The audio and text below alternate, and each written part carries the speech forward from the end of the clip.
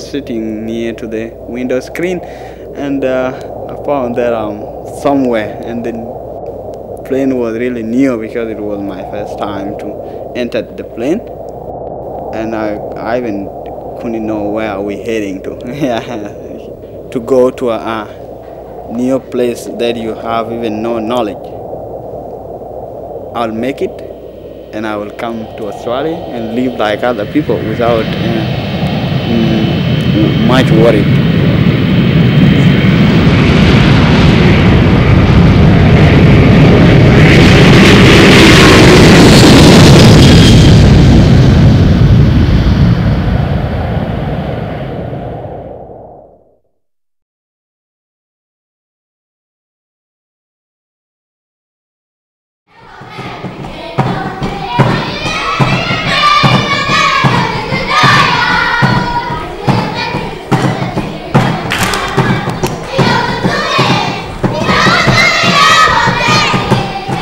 Sunday, an important day for the Sudanese community.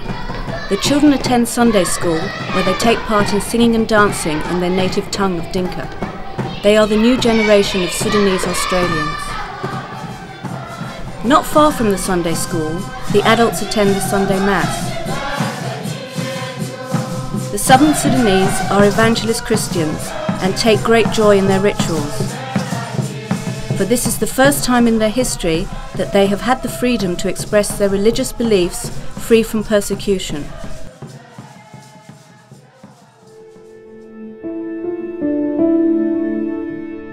Sudan is a country in North Africa. It can be divided into two provinces, the Arab-occupied North and African-occupied South. For over 100 years, Sudan has been plagued with war and violence, brought on by an ever-changing rule of government. After the withdrawal of the British Empire at the close of World War II, Sudan once again became a self-governing nation, and along with its Middle Eastern neighbours, basked in the riches brought on by oil. However, religious tension in the region has led to the persecution of the black Southern Sudanese. Northern militias such as the Janjaweed and a government based on strict Sharia law has stripped the rights of the African Sudanese Christians, depriving them of education and the right to practice their religion. Raids, pillages and attempted genocide forced most of the Southern Sudanese from their homes to seek refuge in neighbouring countries. Many fled on foot to camps in Kenya and Ethiopia, and those who were lucky enough to gain humanitarian visas relocated to the USA, UK and Australia. Lual takes the crew to the home of his aunt and uncle, who not only helped him escape from Sudan when he was young, but also sponsored his migration to Australia. They are preparing for the day's activities. Alual prepares the Sunday meal. It is custom that visitors to a Sudanese household share in the meal. In this case, the crew took part. They are only permitted to conduct their church service in Dinka at midday, so the meal can sometimes come before or after. Many children from around the neighbourhood come to play at the house. The family only moved into this house recently, and the children have taken a liking to their new staircase.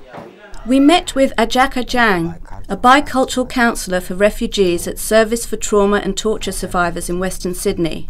We work on building community capacity to really recognize what they are good at. A Sudanese refugee himself, he works to help new refugees start their new life in Australia. The majority of the Sudanese community has sought opportunity in their new country.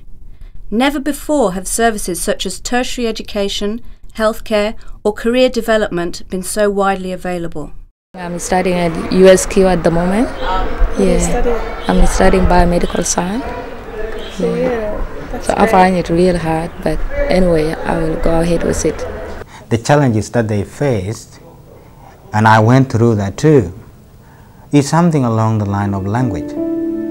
Despite the rise in education amongst the younger generation, most of the community, especially the older members, find it difficult to find employment, largely due to their lack of English.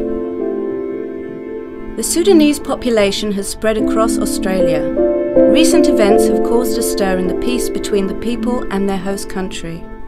And when you get a big group of people who are different Sometimes people feel insecure. They're looking for someone to blame for problems. So the onus is really on the Australian community, and more people need to simply befriend the Sudanese. There's Trams, there's Lifeline, there's all these different groups who are helping the Sudanese, but you can't replace a friend. For now, it's a better life for these Sudanese. Their country has a vote for independence scheduled for 2011. If achieved, South Sudan can claim sovereignty from the north. Many of these people plan to return home, but most will likely stay here. What would you want to be when you grow up? A soldier. Soldier? For Australia? Yeah. Hold on. I want to be a queen. Of what? Hey, excuse me. Hold on. Of Sudan? Of Sudan? I want to be a doctor.